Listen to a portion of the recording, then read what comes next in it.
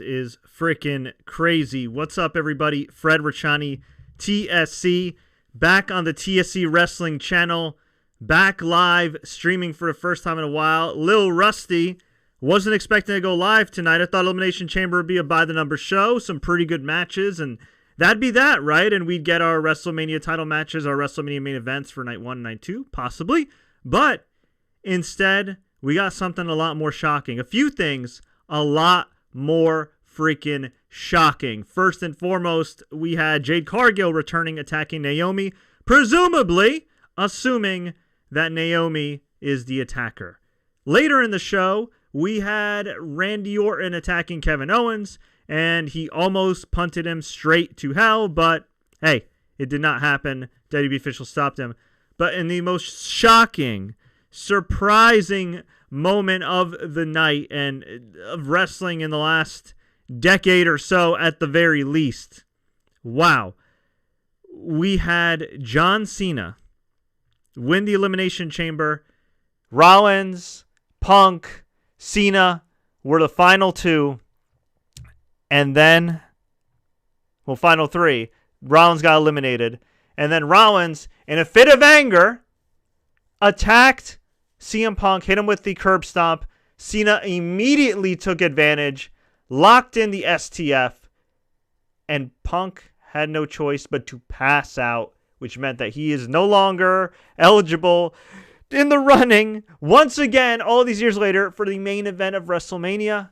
And John Cena is your winner. And it seemed a little weird. It seemed a little heelish, right? And afterwards, The Rock and Cody Rhodes came out. Cody Rhodes told Rock to go F himself, and no, it was not censored by WWE. And then John Cena was cheering him on, gave him a hug, and then you saw Cena stare at The Rock like, just like nodding, acknowledging him. And people were like, no way. No way. John Cena of all freaking people. And what happens? John Cena lifts up Cody Rhodes for the attitude adjustment, hits the attitude adjustment, takes him down, beats him down, takes brass knuckles, bloodies up Cody Rhodes, hits him with the World Championship belt, and then Rock joins in, whips Cody Rhodes. Even Travis Scott joined in. I can't believe this. So after all these years, literally one of the first published pieces of work I've ever done in wrestling media was when I submitted a guest editorial to Pro Wrestling Torch, pwtorch.com. Shout out to Wade Keller for publishing me back in the day. And I wrote an article that said, John Cena needs to turn heel ASAP. And this was, I think, back in 2008 when John Cena spray painted the word poopy on JBL's limo. Now, in retrospect, it was a good idea for John Cena not to turn heel all those years because he was a merchandise machine. Although, honestly, he probably could have used the heel turn at some point, and he would have probably come back an even bigger star, similar to Roman Reigns right now when he decided to become the tribal chief, and now he's like the top babyface in the company, besides Cody. But, oh my goodness, you know, there's a lot I can say about WWE outside of the ring, and we could certainly talk about that. But in terms of like the product right now, this was a bold move by John Cena, because this is not just John Cena in the twilight of his career turning heel, right? This is not just John Cena, you know what I mean, at his old age, old age for wrestling standards, turning heel. This is John Cena turning heel when he's already pretty much full-blown Hollywood, and in his retirement tour. His freaking retirement tour. Which is wild. Wild. And you know what? I got to say, Dwayne Johnson, if this was his idea, shout out to him. Because it seemed very random that The Rock would just come back, unannounced, do his thing, insert himself again. Last year, it fit perfectly. It worked out at the end. But this year, I was like, this really, where does he fit right now? I know he's a huge star, but where does he fit? And man, they did a hell of a job. And shout out to my boy Tarek Alwad. I thought I'd never see a day. Me either. This is insane. And it's funny because we've seen John Cena be a great heel. Like, I remember 2002. I'm a little old. I remember 2003, 2004. He was an awesome heel. He really was. And he's been phenomenal in Peacemaker, where he's essentially a bad guy / anti-hero. He is a great a-hole. He's very witty. He's got great facial expressions. I mean, listen, he's one of the all-time greats. But for him to take this risk, and it's kind of a risk, at this stage of his career. You know, I mean, look, he'll be fine. He's John Cena. You know, fans will cheer for him a year from now. But wow, that to me is like, and now he's like a big creative risk that I'm impressed that they took. But I'm also impressed by the fact that John Cena and Rock essentially said, you know what? We love this Cody Rhodes guy. He's the guy. Let's cement him as the guy. This cements Cody Rhodes as the guy. I mean, he was already sort of cemented the last year. I mean, he's been a top draw. He's one of the biggest stars in WWE history. I know people say, well, what? He's only been on top for a year or two, but so what? Steve Austin was only technically on top for a few years. And look, Cody Rhodes is the top guy, other than Roman Reigns, in the boom period. If you want to call those guys the Rock and Austin of this era in terms of drawing power and star power and how they've both helped elevate the company, along with, you know, a great deal of stars. It's not just them, but those are like the top two faces on the male side. Like, wow. This cements it. This is like a legacy match. It was already going to be a legacy match between the old guard and the new guard, but now they just up the ante. Like, wow. And here's the other thing that intrigues me, right? Roman Reigns was nowhere to be found on this show.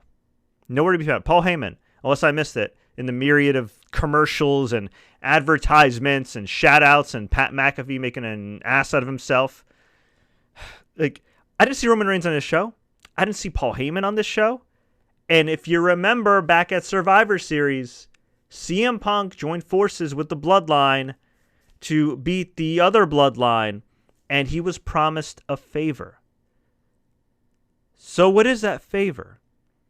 Is that favor to be inserted into the main event of WrestleMania somehow? That could be possible. I mean, personally, I think Jey Uso versus Gunther, with the way they've built it up at this point, is a perfectly fine WrestleMania main event. Although I understand why people would say, like, oh, it's repetitive, and while we love Jey, it's like we've seen the match before. But I'm wondering if they decide to do this, maybe CM Punk inserts himself in the matchup with Gunther and Jey Uso. Maybe Seth Rollins somehow, some way gets involved. I don't know. It's very interesting here. I would personally do a one-on-one match between Seth and Roman. They've only wrestled each other a handful of times, and I think my boy Gerard on Through the Table's IG page, he mentioned that I think Roman Reigns and Seth have only had 4 matches that have had somewhat of a clean finish. So a one-on-one match would actually be kind of novel. They haven't wrestled one-on-one in a while. And I wouldn't mind CM Punk being inserted into the Gunther and Jey Uso match, with the promise that if Paul Heyman does him this favor, he gives a title shot to Roman Reigns after WrestleMania. Which, granted, I wouldn't have Jey Uso lose, but you could put Punk in there. That being said, Bianca Belair won the Elimination Chamber, and I mean, I'm sorry, I'd like to see Bianca Belair and Rhea Ripley main event WrestleMania Night 1. I really would, and I think those two deserve it, but that's just me. So, oh my goodness, crazy stuff here. Let's get to the rest of the show. Let me catch my breath here, because holy crap, this is nuts. This is nuts. Oh my goodness, this is absolutely wild. John Cena, oof. Crazy, man. Crazy. And for those watching on YouTube, yes, I do have the old school TSC News setup. And yes, we are streaming from the TSC Wrestling channel. Been thinking long and hard about it, and I was like, you know what? It might be time to start shifting some of this wrestling stuff to another channel, because I have a lot of NFL stuff on my main channel, a lot of MMA stuff, but not everybody's a wrestling fan, unfortunately. So we're going to try it here. We'll see how it goes. But let's get to the matches, okay? So we had Bianca Belair defeat Alexa Bliss, Bayley, Liv Morgan, Naomi, and Roxanne Perez in the Women's Elimination Chamber match to earn a title shot against Rhea Ripley at WrestleMania 41. Order of elimination. Oh my goodness. Jade Cargill returned looking like $1 million. I mean, I don't know how many people, you know, wear that outfit when they're ready to whoop some ass, but I mean, she whooped some serious ass. And man, and she looked great, by the way. I'm just saying, it's like her and Randy Orton were like in the no pants party. They're like, no, why would we wear pants? We're coming back to kick ass here and get revenge. So Jade Cargill destroyed Naomi. This was amazing. This was like the Jade Cargill culmination of like intensity. Like all these years you see her in AEW and she's got flashes and she obviously has star presence, and we'll see how it goes when she actually wrestles a match with Naomi. But she looked unfreaking believable here, destroyed Naomi, smashed her against the chamber pods, slammed the chamber door against Naomi's head, just destroyed this poor girl. But the announcers were quick to mention, hey, I guess Jade thinks that this is her attacker. Thinks. Or you know what I mean? Like, they didn't say Naomi is definitely the attacker. But if Naomi is the attacker, this does seem like a weird kind of deal, because essentially Jade killed her. Like, Naomi was stretchered out, unable to compete, and I'm thinking, oh my goodness, like, what the freaking hell? So I don't know. I don't know what happens from here. Obviously, they'll have a match at some point, probably WrestleMania. It would be kind of cool to see Naomi get a one-on-one match at WrestleMania, but I feel like there's got to be some type of swerve coming, right? There has to be. This is like she came back, she just killed Naomi, and that's it. Like, that's that. Where, like, shouldn't it be built up? But it was great. It was a great beatdown. And Bianca Belair, amazing actress. We always talk about Rhea Ripley, and people talk about Alexa Bliss being a great actress, but Naomi is great. But Bianca Belair, her facial expressions are amazing. She's got a bright future in showbiz. She's a generational talent. Honestly, I know she's relatively well pushed in WWE throughout her career, but she's been mostly stuck in tag teams. Not that she hasn't done a great job as a tag team champion, but I mean, really, like, you want to talk, like, maybe not in terms of star power, but just in terms of impact on their respective division on the women. I really feel like Rhea Ripley, Bianca Belair are like interchange them how you want, or like Rock and Austin generational level talents on the women's side. They really are. They're amazing. They really are. And Bianca deserves just as much love, just as much respect as Rhea Ripley, and I'm excited that we're finally going to get that match. So anyway, order of elimination: Naomi unable to compete due to destruction via Jade. Bayley beat, Liv Morgan beat Bayley, excuse me. I was a little disappointed to see Bayley lose that early. Alexa Bliss beat Roxanne Perez. I don't know. I would have kept Roxanne in there a little bit longer, but she's still very young. She's got time. Liv Morgan beat Alexa Bliss, and Bianca Belair beat Liv Morgan. And this was a fantastic match. I actually think this match was better than the men's match for sure. Although the men's match was a great setup for how the night ended. We also had Tiffany Stratton and Trish Stratus team up to beat Nia Jax and Candice LeRae. Decent match. It was great to see Trish. She's ageless. She's amazing. It's just great to see her be treated like the legend she is, and hopefully they'll bring back Lita sometimes, because I think Lita deserves a little love too, especially how she was treated back in the day. But this was a really nice homecoming for Trish. Tiffany Stratton as a babyface, I know she gets cheers, but she gets cheers because she's Tiffany Stratton, the heel. I'm not really feeling Tiffany Stratton, the babyface. I don't really like her promos lately. This feud with Charlotte is pretty terrible. And look, Charlotte's all-time great and everything. Her legacy's cemented. But there was some weird statistic that I saw that was like she's only gone like a couple months throughout her entire career without holding a title or challenging for a title. It's getting a little ridiculous here. I think Charlotte would have been better off with a strong non-title feud. If they didn't do this Jade Cargill attacker angle, I really think that like a Charlotte Jade Cargill match could have been pretty good. You know, make it no DQ, have some weapons in there, or at least, out on a brawl all over the place. But I really think badass strong woman versus a badass strong woman match would have been awesome between the two. I mean, it could still happen down the road, but I think that would have been a fun match for Charlotte's return. That's just me. And we had Kevin Owens versus Sami Zayn. Fantastic match, unsanctioned match. This went about 27 minutes, 35 seconds. And Kevin Owens beats him after multiple pop-up power bombs, using all kinds of weapons like a barbed wire steel chair, power bombed him on the apron. And afterwards, we had Randy Orton come out in his full gear, no pants party. And he went to attack KO, hit the RKO, was going to go for the punt, but was prevented by security. So Randy just destroyed everybody who was at security. So there's that. And he did his pose because he's Randy Orton. Of course he does. And then we had the main event, which was definitely not a lame event. John Cena defeated CM Punk, Damian Priest, Drew McIntyre, Logan Paul, and Seth freaking Rollins to retain the Undisputed WWE Championship. Man, this was a pretty good match as well. I still think the women's match was a bit better, but really good stuff there. Really good stuff. Can't complain. It served its purpose. It set up a lot of things. Thank God Logan Paul didn't win.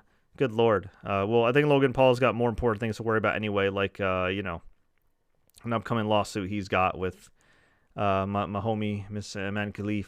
So there's that. And the order of elimination was Damian Priest beat Drew McIntyre. That's right, Damian Priest. So once again, Damian Priest being a thorn in the side of Drew. And before we had kind of like like some reports about how Drew's pissed off. He doesn't think Damian Priest is a big enough star, blah blah. And I don't know if there's any truth to that, or if it's just WWE leaking stuff to the websites to get some clicks and whatever else. But it looks to be Damian Priest versus Drew McIntyre. And honestly, from a storyline perspective, it really makes a lot of sense because Damian Priest has pinned Drew McIntyre multiple times. He beat him in Money in the Bank. He beat him in Money in the Bank. He beat Drew at WrestleMania, of course. And then he beat Drew at Clash of the Castle. Granted, there was a lot of help, right? WrestleMania, he had the help of CM Punk, and McIntyre was already worn down from a match with Seth Rollins. You had Money in the Bank was more of a fair fight because Damian Priest was in a match, Drew McIntyre was in a match, whatever. But still, he had help from CM Punk. And the last time he had help from CM Punk, so I guess this will finally be the opportunity for Mr. Drew McIntyre to beat Damian Priest. Should be a good match. I get it. Drew McIntyre fans want a bigger match. They want him in the world title picture. He's still pretty relevant. I think this is the problem, and it's a good problem to have, but this is a problem like WWE had in the 2000s. You have so many great wrestlers, so many big stars, it's hard to know where to fit them. I mean, think about it. You got Jey Uso, Gunther, Randy Orton, Roman Reigns, Seth Rollins, CM Punk, obviously John Cena, Cody Rhodes. I don't like him, but Logan Paul. You squeeze him in there. And you throw in the women's division, which is stacked with Rhea, Bianca, Tiffany, Charlotte, Bayley. If Becky Lynch comes back, the list goes on and on. All the women waiting in NXT. Roxanne's practically called up. You got Julia. You got Stephanie Vicaire. It's a stacked division. But Jordan Grace coming in the mix as well. Nia Jax and obviously Liv Morgan as well, and Raquel. We're doing a good job with the Judgment Day, although that group seems to be ending soon. Naomi, Alexa Bliss. They have a stacked roster. You can make the argument, maybe you can make the argument that, like, okay, AEW has better in-ring wrestlers, bell to bell from like a technical standpoint. And you might be right. I mean, any promotion that has Kenny Omega is doing pretty well. But in terms of just pure star power, it's insane right now. This is definitely the most stacked they've been since the Attitude Era. And yes, I was alive during the Attitude Era, so I can attest to that. But really good stuff here. So afterwards, as I mentioned, Cody Rhodes came out to congratulate John Cena. Rock came out with Travis Scott. And The Rock asked Cody Rhodes, well, what do you want to do? And Cody said, I lost my soul a long time ago. I gave it in this ring. I left it in this ring. I gave it to these people. Rock, go yourself. And they did not bleep it. And I know some AEW fans will say, well, Adam Copeland and Christian Cage did it first a couple years ago. And they did. It's true. But, man, this was perfect. Perfect. And everybody was like, oh, my God. Did he really say that? It was amazing. Because I was thinking like a talking segment to close out the Elimination Chamber. Like, come on now. But this was great. And then John Cena celebrated with Cody, gave him a hug, and then looked in the camera, looked at Dwayne. Camera caught it, and he just beat the crap out of Cody. And Rock beat the crap out of Cody. And Rock and Cena, who were once bitter rivals in real life and in ring, and Travis Scott, beating the hell out of Cody Rhodes, bloodying him up.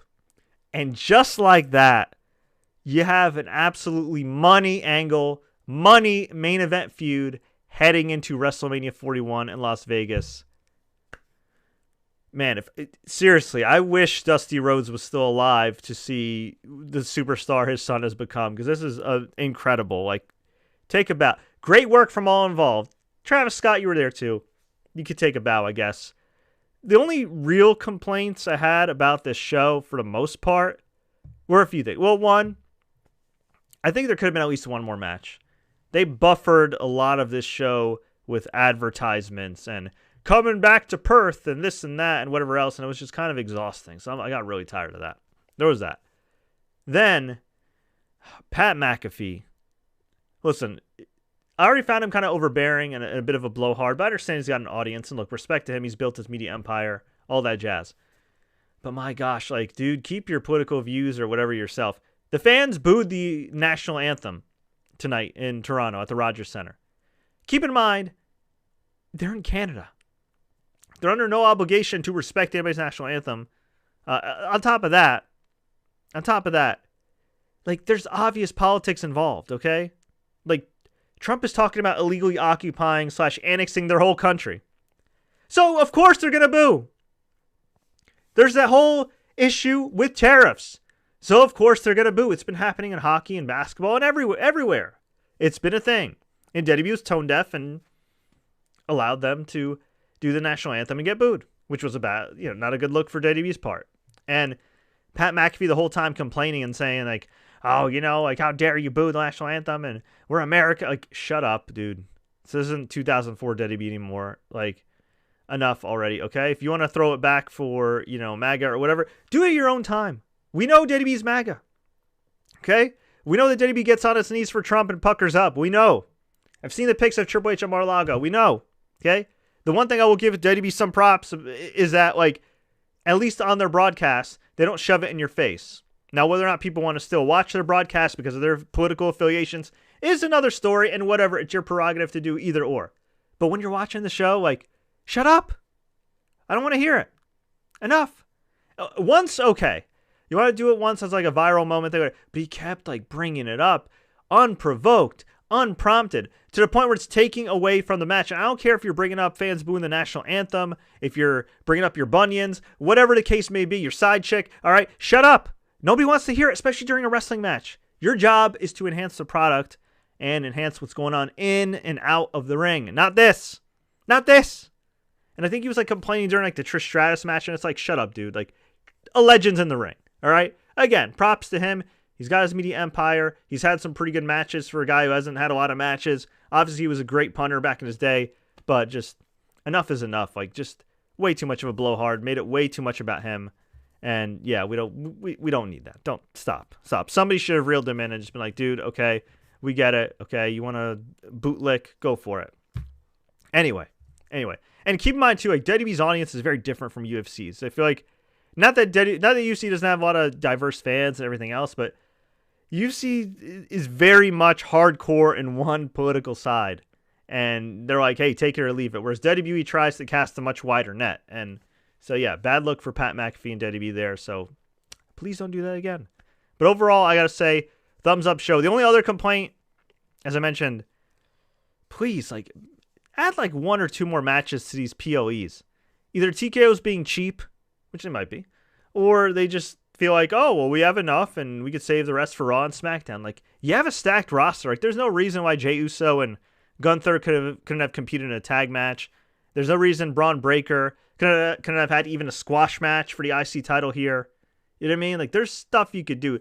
Lyra Valkyria, Chelsea Green, something. I don't know. I was not feeling that.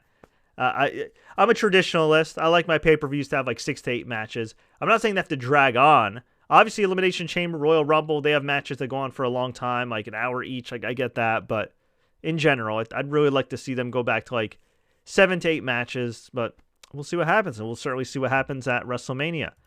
Let's go to some more questions here before we hop off. Who do you think wins at WrestleMania, John Cena or Cody Rhodes? Ooh, man. Would they be willing to end with a heel John Cena winning the title? I would say it really depends on John Cena's schedule, because same thing as The Rock back in the day and still current day, right? If he's busy, if he's filming Peacemaker, if he's filming a movie or 2 or 3, if he's hosting a show, it's probably going to be tough. Now, could he be like Roman Reigns and Brock Lesnar of the past and just hold the title and not defend it regularly? Yeah, he can, but I think we're almost kind of past that point. You mean fans got used to it, Roman. They sort of begrudgingly got used to it with Lesnar. I think we're in the era right now where even if you don't have a title match in every pay-per-view, you want to see the world champion at least semi-regularly, and you see Cody Rhodes more often than not. So I'd probably say no. I think it should stay with Cody Rhodes. And then as far as who gets it after that, I don't know. There's a lot of money on the table here. There's a lot of things they could set up. I mean, they could still set up Punk versus Cody for down the road. You still have Seth versus Cody. I know there's different brands, but they can always switch it up, right? Roman Reigns and Cody Rhodes at 3. That'd be pretty big. Jacob Fatu. You know, they did the solo thing already. I don't need to see the solo thing, but Jacob Fatu as a guy who maybe the night after WrestleMania or the SmackDown after WrestleMania is endorsed by Dwayne Johnson. I can see it. Or hell, maybe they'll finally do Dwayne versus Cody. I don't think it necessarily needs a title, but you could finally do Dwayne versus Cody, considering Dwayne did pin Cody last year at WrestleMania, only for them not to do a match the next year. So we shall see. But I want to hear from you. What did you think about Elimination Chamber? What do you think about WrestleMania coming up? What do you think about the upcoming Roadblock PLE from NXT, which features WWE versus TNA? Let me know. Leave a comment below if you enjoyed this update. Like, share, take care. Don't forget to subscribe and turn on notifications for more updates like this. And until next time, everybody, as always, enjoy the matches and heal up Cody Rhodes and Naomi. Good Lord. Ugh.